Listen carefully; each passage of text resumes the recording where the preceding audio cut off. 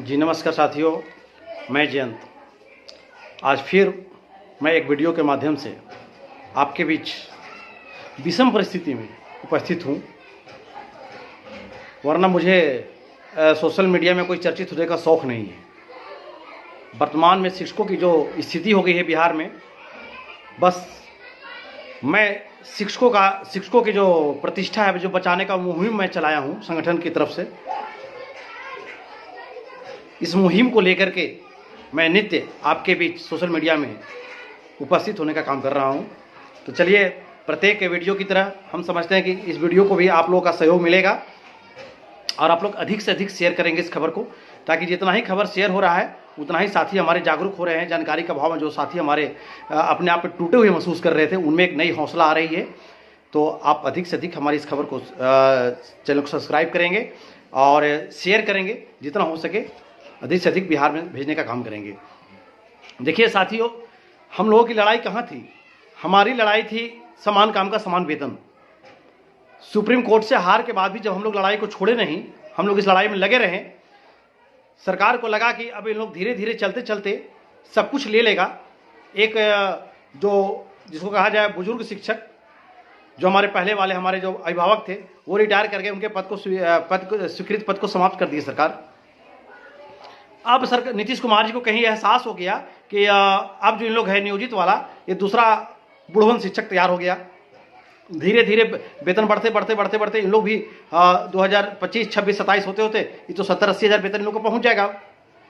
तब जाकर के किया गया। और यह पूरे बिहार के जो नियोजित शिक्षक थे, पूरे नियोजित शिक्षक ही नहीं, तमाम शिक्षक जो कभी समान काम समान वेतन के हकदार नहीं रहेंगे, उस लड़ाई को बर्बाद किया गया है। तकलीफ के बात तो यह है कि हमारे साथी ऐसे मौके पर आकर के विचलित होने का काम किए, ऐसे मौके पर आकर के संगठन आपके लिए सब कुछ किया, जो संगठन आपको सब कुछ दिलवाया, उस संगठन से आपका भरोसा खत्म हो गया और अब सरकार की चंगुल में फंस गए।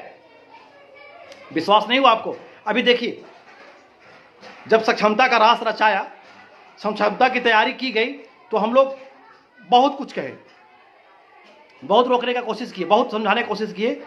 कुछ साथी जो समझे, आज नियोजित के रूप में खड़े हैं, मैं उनका बार बार चरण वंदन करता हूं कि आप अपने भविष्य को बचा लिए, आप अपने आप को कलंकित होने से बचा लिए। लेकिन जो हमारी एक बहुत बड़ी संख्या, हमारे जो साथी 1,20,000, 25,000 जो साथी हमारे सक्षमता वन में बैठ गए, और आज उनके साथ जो सरकार जो व्यवहार कर रही है, वो कहीं से मतलब सुनने योग्य है, कहीं से बर्दाश्त करने के योग्य है? जरा सोचिए। पहले हम लोग सब बताइए कि ग्रेड पे जो है, वो जिस प्रकार से आपका घर होता है, घर का नींव होता है, जब नींव ही मजबूत नहीं रहे तो घर का क्या स्थिति होगा भविष्य में, वो सोच सकते हैं। किसी भी सरकारी नौकरी का ग्रेड पे जो होता है, हर विभाग में सरकारी नौकरी में ग्रेड पे होता है, वह ग्रेड पे नौकरी का नींव होता है। इसका एक उदाहरण मैं और दिया था कि जिस प्रकार से शादीशुदा महिलाओं का श्रृंगार, जो 16 श्रृंगार में सबसे मुख्य श्रृंगार सिंदूर होता है, उसी प्रकार से सरकारी नौकरी करने वाले का ग्रेड पे जो होता है, सबसे बड़ा मूल आधार होता है। वेतन संरचना का आधार वहीं से उत्पन्न होती है। और उसको हम उस ग्रेड पे में थे, सरकार को वही लाके होश आया नीतीश कुमार जी को कि हम इनको क्या दे दिए जाने अनजाने में, ये तो अब सब कुछ प्राप्त कर लेंगे। और वह इस चीज को छीनने के लिए, इस चीज से वंचित करने के लिए एक बहुत बड़े समूह को पहले अध्यापक का नाम दे दिए। जब आप कहते हैं कि बीपीएससी से उन शिक्षकों को लाए हैं, तो उनको अध्यापक का नाम क्यों दे दिए? उनको सहायक शिक्षक नाम देना चाहिए था, उनको ग्रेड पे देना चाहिए था, उनको 25,000 पर क्यों फिक्स कर दिए? अब सक्षमता वाले शिक्षक जो हमारे साथी जिनको भ्रमित किया गया, उनको कहा गया कि आपको जो मूल वेतन मिल रहा है मिलेगा। अरे मूल वेतन यदि आपको मिल भी जाता है, तो जो आपका वेतन संरचना का मूल आधार था ग्रेड पे, हमारा ग्रेड पे आ जाकर मान लिया कि 2,000 है, फिर 2,200, फिर 2,400, 2,800 हम लोग बढ़ते जाएंगे इस पे, वो तो आपको नहीं ना बढ़ेगा। आपको 3% का बढ़ोतरी मिला, अलग की बात हो गई। लेकिन सारा बात समझने के बावजूद भी, समझाने के बावजूद भी आप लोग नहीं माने। आज जो वर्तमान स्थिति सरकार लाकर के उत्पन्न कर दी है, जिसमें शिक्षक दिन रात बेचैन है, परेशान है, मानसिक रूप से प्रताड़ित हो रहे हैं, ये सारे शिक्षक समझ चुके हैं। और समझने की बात है। यहाँ पे जरा सोचिए कि सरकार डेट निकालती है एक तरफ कि 7 से लेकर के 22 नवंबर तक शिक्षक अप्लाई करेंगे, और उनको इतना परमंडल, इतना अनुमंडल, इतना क्या क्या डालना है, तो आपका ट्रांसफर किया जाएगा, पदस्थापन किया जाएगा, आपका सब कुछ किया जाएगा। लेकिन जैसे ही सरकार सक्षमता परीक्षा का जो सरकार की जो गंदी मानसिकता थी, जो शिक्षकों को नए तरह से नई नौकरी में देने की जो तैयारी थी सरकार की, जब सक्षमता देने वाले शिक्षक भी इस बात को पूरी तरह से समझ गए कि हम तो बर्बाद हो गए, अब कुछ बचा नहीं मेरे पास, सब कुछ लूट गया मेरा। कुछ शिक्षक तो इस तर्ज पे काम कर रहे थे, हम तो जाएंगे सर, हम तुमको भी लेकर जाएंगे। लेकिन आज वह भी समझ गए, जो शिक्षक नेता फॉर्म भरवाएं, सबका नाम उजागर है, सबको जान रहा है। जिसको हम लोगों ने संयोजक बनाया, 14 संगठन मेरे साथ बैठा हुआ था पटना के हार्डिंग पार्क में, केशव जी भी वहां बैठे हुए थे हमारे साथ। उस दिन भी केशव जी हमको हिदायत किए थे कि आप कहां जा रहे हैं, 14 संगठन हमारे साथ बैठा हुआ है, आप किसके पास जा रहे हैं। आज वह लोग नेता लोग कहां गए, सब इससे यही साबित होता है कि सब लोग चंदा का नेतागिरी किया, सिर्फ चंदा का नेतागिरी किया, चंदा लेकर सब कोई चुप हो गया। मैं कभी अपना चंदा के लिए कोई वायरल नहीं किया हूं, मैं ईमानदारी शिक्षक की लड़ाई लड़ता हूं। आज जब विषम परिस्थिति शिक्षक के साथ है तो लोग मौन साधना कर लिया है, मौन व्रत ग्रहण कर लिया है, यह बर्दाश्त नहीं होगा। आज देखिए, जब सरकार को यह पता चला कि शिक्षक की एक बहुत बड़ा समूह सक्षमता उत्तीर्ण वाला जेईबी नहीं करेगा विशिष्ट शिक्षक बनने के लिए, तो देखिए ना इनको तुरंत रातों रात, मतलब जो किंग जोंग जो था ये चाइना, उनके तरह राजनीति कर रहे हैं। रातों रात जो कह रहे हैं वही, मतलब मानसिक रूप से शिक्षक को गुलाम बना दिया गया। जो ये चाह रहे, रातों रात फैसला किया गया कि अब 20 तारीख को नियुक्ति पत्र बटेगा। क्यों? सरकार डर गई, सरकार घबरा गई है। जरूरत है शिक्षकों को बस एक ठोस निर्णय लेने का। यदि आप ठोस निर्णय नहीं लेते हैं तो आजीवन आप फिर कुछ भी नहीं कर सकते हैं। आप बंद गए, बंद पत्र से बंद गए आप।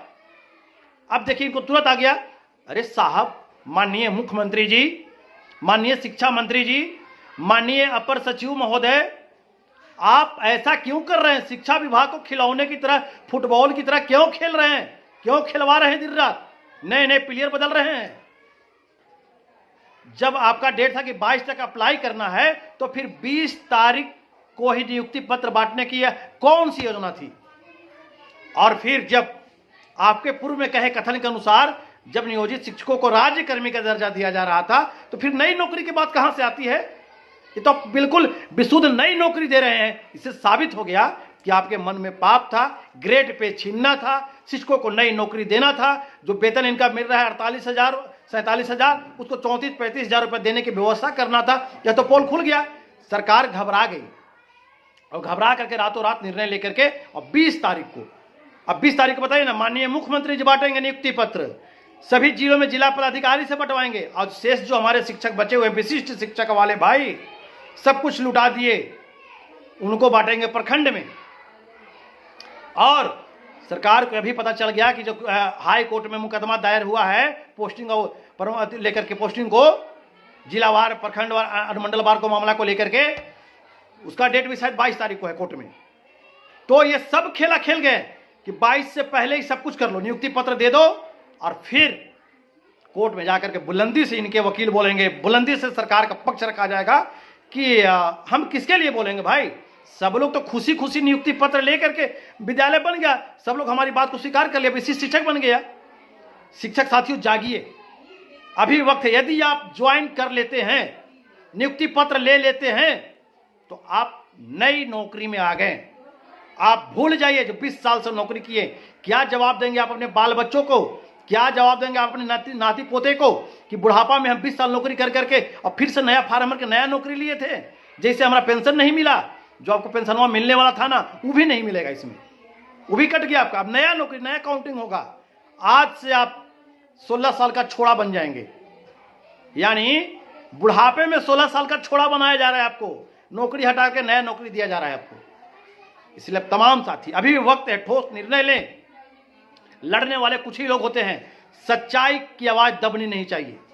अब तमाम साथियों से निवेदन है कि यदि बहुत बड़ा समूह में कोई अगर नियुक्ति पत्र नहीं लेता है, सब लोग बहिष्कार करते हैं, तो हम लोग नियोजित बन के ही, अभी भी नियोजित हमारे 1,60,70,000 बच्चे हुए हैं, हम लोग नियोजित बन के ही सब कुछ ले लेंगे। अभी देखिए अफरा तफरी में सरकार जब देख रही है कि एक बहुत बड़ा समूह, अब उस दिन से तो शिक्षक नेता समझा रहा था, लोग समझा नहीं, फॉर्म भर दिया।